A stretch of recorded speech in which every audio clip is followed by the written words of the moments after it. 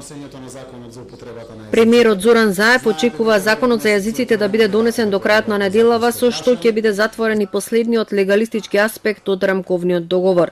Упати апел да се даде можност тој да се имплементира и реализира, со што ќе се види дека не е нешто што е болно, тешко и трагично.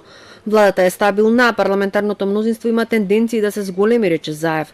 Како копи-пейст ја коментираше изјавата на лидерот на ВМРО ДПМН Христијан Мицковски, дека ќе дадат поддршка на СДСМ за реформските закони само доколку се повлече законот за јазици. Пораките кои што шефот на опозицијата ги испраќа ми личат како копи-пейст од Никола Груевски.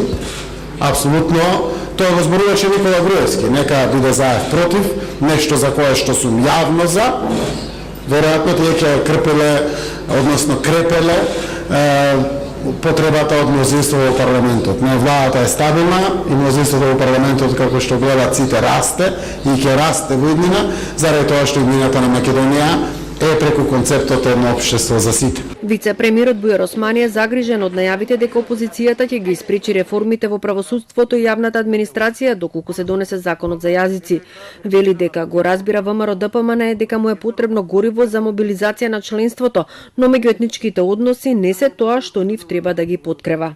Изјавата да се собереме моноетнички за да спречиме една можност која што ја нуди рамковниот договор е толку анахрона, толку ризична за државата, што не сум размислувал дека може да ја каже некој во 2018 година. Председателот на ВМРО ДПМН Христијан Мицковски излезе со предлог до премиерот Заев дека ќе поддржат владата во сите реформски процеси, но под еден услов: да се тргне законот за јазици од собраниска процедура.